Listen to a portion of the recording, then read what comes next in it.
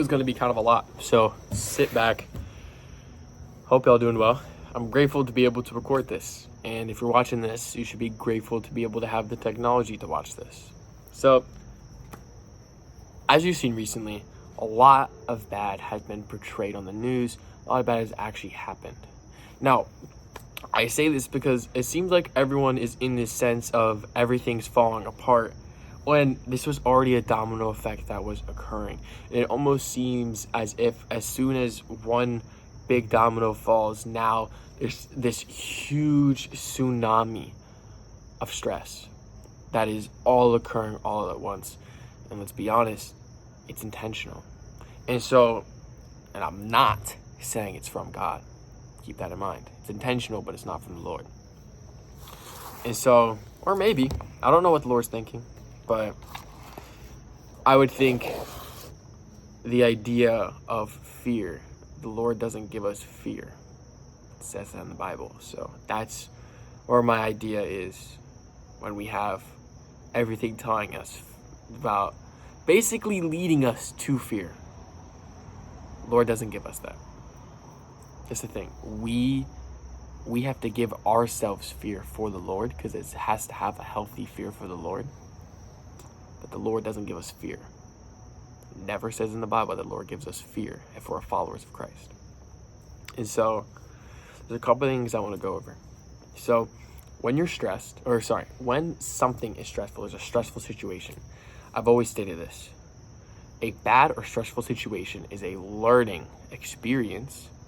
And not only can you gain wisdom, but you gain knowledge as well as patience. And these are all three things combined. If you have that, it's almost like a superpower.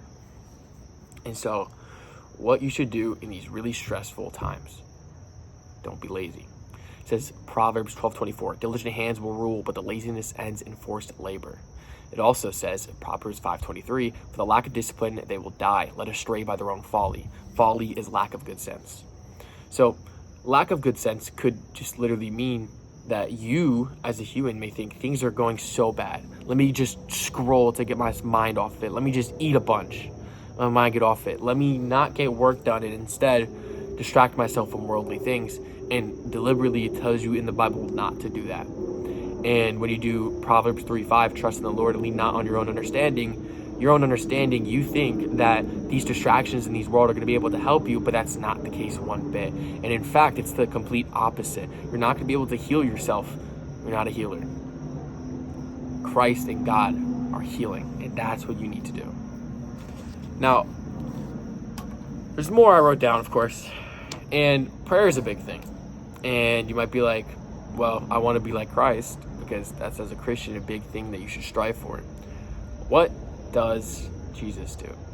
So I'm going to flip to Mark 1:35. This is what Jesus does when it comes to prayer. And I find this very important because prayer is one of the strongest things you could possibly have. And I think it's very important. So I believe it was Mark 1:35. Very early in the morning, while it was still dark, Jesus got up and left his house and went up to a solitary place. Now, what basically that means is the fact that Jesus will wake up in the morning early, right? He wouldn't sleep in, and he would go into a solitary place, no distractions. So in this case, it'd be like us not going on our phones or something like that. And then we'd pray to the Lord. And praying to the Lord is having a connection with the Lord. And having a connection with the Lord, with the Creator that has made us, is very healthy and very important. And that's not a bad thing. And I also want to add, there's times where you say what you pray for, there's times where not. And I want to explain that. Because for me personally, there's some stuff that I tell you guys. Like I say, I pray to the Lord about this sometimes. But there's private prayers that you need to keep private. Because if not, then, well, what's the point of talking to the Lord if you're just going to tell everyone about it, right? There's stuff with the Lord that you should keep with the Lord. But there's some stuff where if you told your friends, like, oh, I prayed, just something small, for example. So that's kind of what I'm meaning. Don't take that out of proportion, though. Always have a good relationship with the Lord. And there's another big thing, John 15:18. If the world hates you, keep in mind that it hated me first. Look,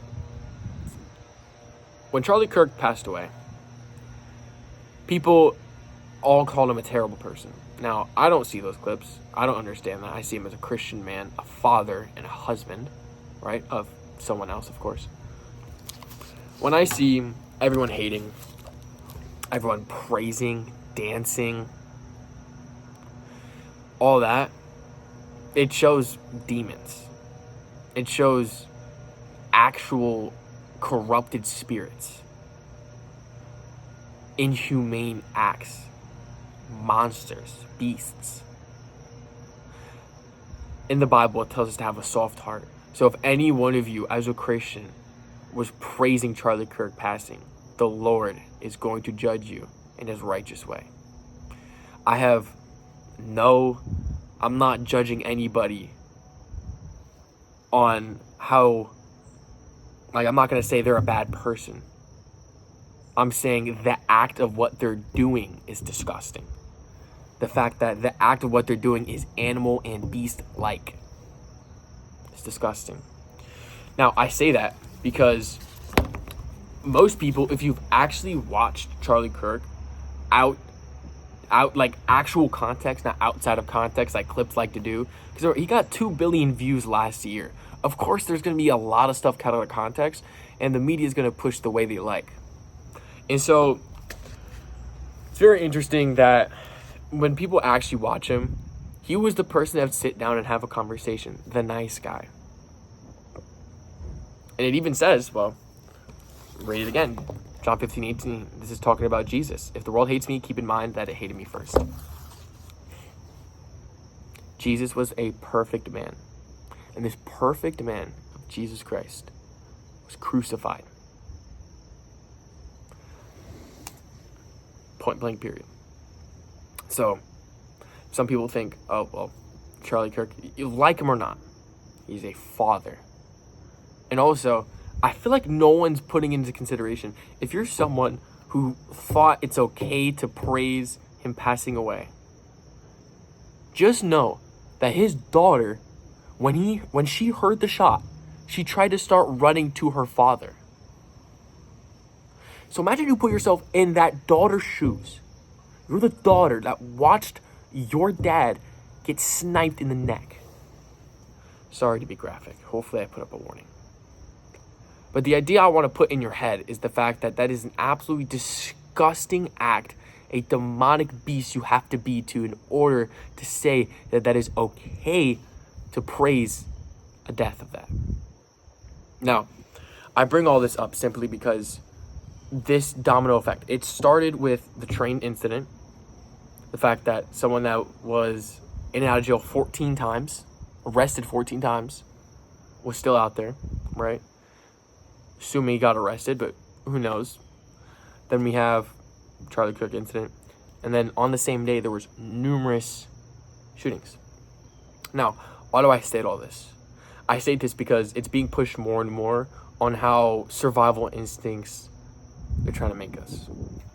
And in the Bible, trust in the Lord, do not lean on your own understanding. And when I read that, it's more than just, it's the idea, don't have your feelings attached to what's going on too much. You have to have knowledge on what's going on, but don't make the news your God. Make God your God. God is all-knowing and all-understanding. Everything that you go through is something that's going to help you become stronger and more of an understanding. So when anything happens in your life, remember that the Lord is very intentional in your life. Hopefully this video helped you. A little bit graphic when I was talking about Charlie Kirk. May he rest in peace, and the grieving of his family, I sincerely hope that they'll be able to get through this time. And for the thousands of people that were there that had to watch that incident, I'm very sorry. So many kids were in that audience as well. I'm not going to talk about more of the incident anymore. You'll probably hear me say rest in peace Charlie Kirk. There might be a quote or two that I may bring up here and there, but I don't plan on bringing him up too much because I want him to rest easily, rest peacefully. And again, even if you don't like the person, you don't have anything nice to say, I'll say anything at all. You learn that from your mother, so listen to her.